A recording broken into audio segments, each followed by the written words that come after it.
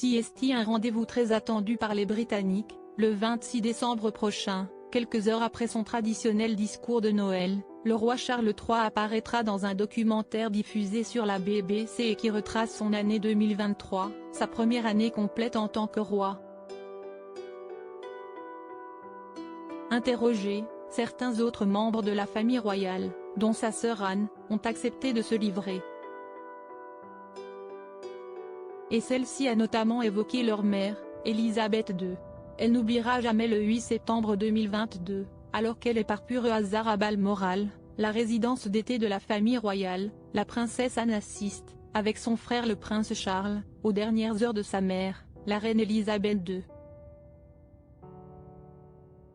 Dévastée par le chagrin mais toujours très digne, elle se lance alors dans les nombreuses cérémonies d'obsèques et accompagne le cercueil jusqu'à Londres, où elle rejoint toute la famille pour les funérailles officielles, 11 jours plus tard.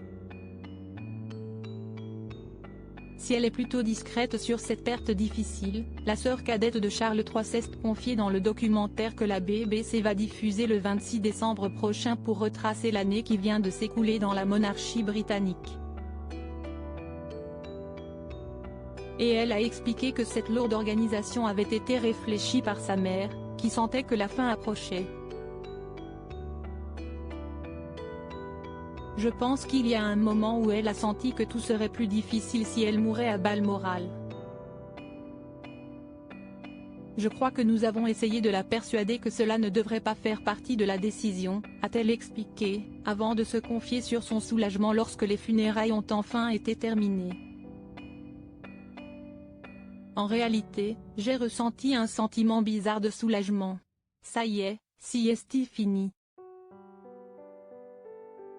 La responsabilité n'est plus sur nous, s'est-elle souvenue. Camilla, un soutien toujours aussi impliqué dans la vie de la monarchie aux côtés de son frère Charles III, de qui elle est particulièrement proche. Anne a également livré son point de vue sur Camilla, devenue reine depuis 1 an et qui a également été couronnée le 6 mai dernier. Et pour elle, il n'y a pas grand-chose à lui reprocher. Expliquant à quel point le soutien que Camilla offre à Charles III est impressionnant, elle s'est montrée très élogieuse. « Je la connais depuis très longtemps, en privé et en public. Sa compréhension du rôle et la différence que cela fait pour le roi est absolument incroyable.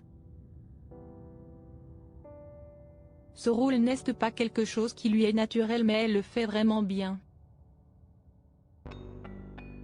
Elle amène ce changement de ton qui est très important. Il faut dire qu'effectivement, la septuagénaire a rencontré sa belle-sœur il y a très longtemps.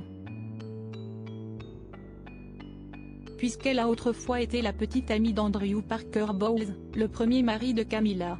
Fière de son frère aîné, malgré le fait que cette année ait été difficile pour lui, la princesse Anne sera toujours à ses côtés dans les prochains mois.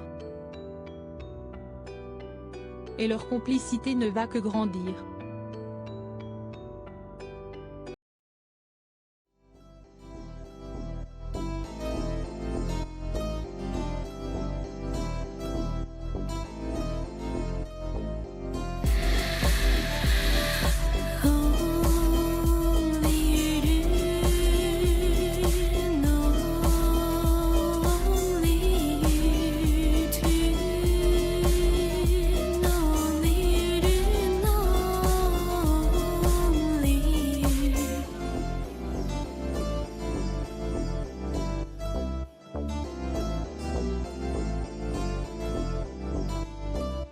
To